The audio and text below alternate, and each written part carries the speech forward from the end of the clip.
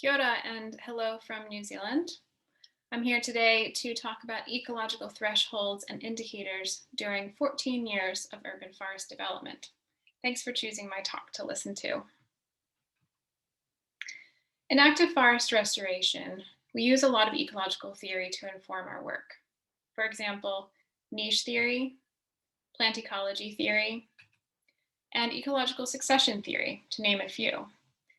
And I just want to focus on the last one today, specifically looking at ecological thresholds and indicators during ecological succession, or as we sometimes know it, restoration trajectory during restoration work. If you're like me, you may go into the forest to relax sometimes, and you may wonder to yourself, what are ecological thresholds? What are ecological indicators? Well, for the purposes of this talk, ecological thresholds we'll consider to be the point at which there is an abrupt change in an ecosystem quality, property, or phenomenon, or where small changes in an environmental driver produce large responses in the ecosystem. And for ecological indicators, we may think of these as observable and measurable quantities that have significance beyond face value because they provide important information on the ecosystem condition. We can also kind of wrestle with the concepts of what these may be through this visual. So here on the x-axis, we can see time since initial restoration action was taken. So this may be planting that occurs early here that then goes through this process to mature into a forest. And on the y-axis, the development of any given ecosystem attribute we may care to measure. So here I'm showing two theoretical ecosystem attributes, A and B, and they change in their value over time since initial restoration action was taken. So A has a steep decrease, a bit of a threshold potentially here, and then evens out, whereas B tends to grow, maybe have a bit of a threshold here, and then increase at a steady rate.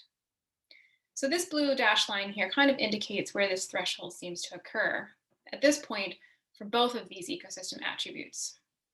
And also this little green seedling shows an ecological indicator that may appear at that point when the threshold is reached and signal to practitioners or anyone looking at the system, hey, we've reached a threshold here in development, something important is happening. And why may we be interested in identifying thresholds and ecological indicators? Well, as Groffman et al. 2006 put it, we argue that we are poised for major advances in this area and that ecological thresholds will soon be commonly used in the analysis of environmental problems and will be important in improving the equality of environmental management and our ability to predict the behavior of ecosystems. So this is really just saying that if possible, can we understand how these systems work so that we can further theory and apply it to our restoration projects at hand? We know that already that successfully reconstructing functioning forests from the ground up, if we start with early successional tree plantings, is going to be a long-term process, like any recovery after natural disturbance might be. And if we want to reach optimal success, we advocate that this requires continual monitoring to gauge the progress and hone management based on what you find. So projects with appropriate monitoring techniques, like watching for meaningful ecological indicators and recognizing thresholds, if these are also followed by data interpretation that understands and incorporates ecological theory, we can make really positive adaptive management possible. And I would argue that in the urban context, where it's extremely challenging to do restoration work, it's also extremely important that we get it right so that we can have these valuable bits of urban forest back in our landscapes. If we don't get it right, it comes with a pretty hefty price tag. So if possible, let's improve our monitoring and our predicting ability where we can to alleviate that price tag. So now I'll talk a bit about a case study in New Zealand where we're exploring these ideas of ecological thresholds and indicators along a chronosequence of 14 years of restored restored urban forest succession. And this took place in my hometown of Kirikiriroa, Hamilton, in Aotearoa, New Zealand. So pictured here is Waiwhakareke Natural Heritage Park, which has 65 hectares in its full extent, and everything that you can see has been planted. These are all plantings in retired pasture land with a largely urban context. This is a temperate rainforest zone, so pretty mild temperatures, plenty of precipitation. And this 14-year native planting is in a chronosequence, so every year a different section of this park gets planted, which makes a really great chance to explore how the plantings are growing and developing. This project is connected to a larger nationwide restored urban chronosequence, but for today, I'm going to take this bite-sized chunk and just have a look at what we can find there. All right, so our plot network contained 25 100 square meter plots in which we did vegetation surveys. In particular, we measured attributes that are known to change with forest succession, namely tree basal area, canopy openness, non-native herbaceous ground cover, leaf litter, fern cover, dead trees, native tree seedling abundance and richness, and epiphyte colonization. And epiphytes are just plants that grow on other plants. And for our data analysis, we used piecewise linear regression models using breakpoint analysis in R.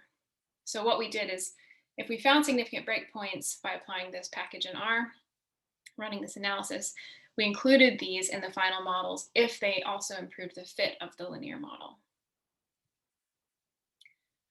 All right, so in terms of the results here, I'll go through a series of graphs, and I'm going to present these ecosystem attributes that we measured, ordered by the successional development timing that you would find them to be growing in during the growth of a forest ecosystem. So we'll start with the native tree basal area. And in this graph, you can see along the x-axis the years since initial planting. So this is essentially the age of the forest. And on the y-axis, basal area. So how big are those trees? And we can see there is a significant linear relationship. As you might expect to see over time, the trees get bigger. Each of these plots are showing the cumulative basal area in that entire plot. So older plots around 14 years old here have quite a bit. Generally, the older plots have quite high basal area. It's not rocket science. The trees got bigger with time, right? But there was no significant breakpoint detected in this data set. This differs for canopy openness. Here, we did in fact find a significant breakpoint at about the 10-year mark. So what we see here is canopy openness declined for about the first decade after planting. So this is the trees maturing and reaching out their branches and closing the canopy. However, for different reasons we might speculate about, there was then an increase in canopy openness for some time after the 10-year mark.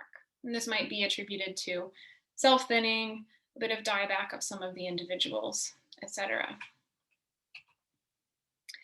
For a non-native herbaceous cover, remember that this pasture land was initially all there was. So there was a lot of non-native grass cover and weed cover present that the trees were planted into. So we see a steep decline in this, but also a significant breakpoint at about 11 years. So this is right around the same time that canopy openness declines to a significant breakpoint. And it's likely that these two attributes are actually linked, right? Because as the canopy openness allows sunlight to get through, that will feed these sun-loving herbaceous plants on the forest floor, if they're still there. We then saw also over the same time frame increase in leaf litter cover until about 11 years as well, and there was a breakpoint there, after which leaf litter cover declined quite a bit. And so again, we need to speculate about why this may be, but it could possibly be a lag in the recolonization of decomposers into this system. So there could have been a big buildup in leaf litter cover, and then those decomposers built up their populations and started to reduce that.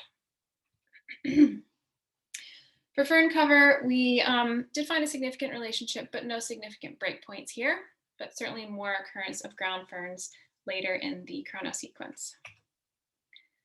For dead trees, we found a significant breakpoint, again, around the about 11-year threshold. And then we found for native tree seedling abundance, a marginal relationship here where there seemed to be a tick up in the native tree seedlings that were present in these plots. So we're starting to see regeneration happen at about this point, at about 13, 14 years. And then no significant breakpoint, but a significant relationship for sure between the age of the forests and the tree seedling richness that's regenerating in the understory, which is great and what we would really hope to see. So interestingly, there is this 10 to 12-year threshold across a lot of these ecosystem attributes where we did detect a significant threshold. So certainly maybe a signal that there's some sort of link going on there within the whole system.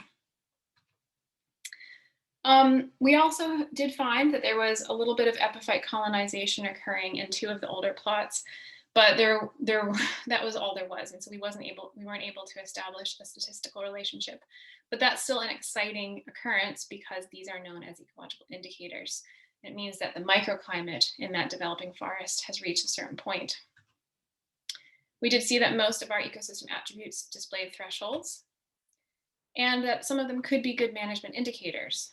For example, maybe canopy openness and leaf litter cover. When certain specific percents are reached, that may be a signal that different management can happen in the system. For example, maybe it's time for enrichment planting of those next late successional species that need to be added to the system. So for implications, we see that there are actually predictable ecological thresholds in restored forest development. And if we use a chronosequence experimental design, coupled with this breakpoint analysis, we can detect these thresholds. They also seem to trigger major changes in multiple ecosystem attributes concurrently. So that's that 10 to 12-year threshold there.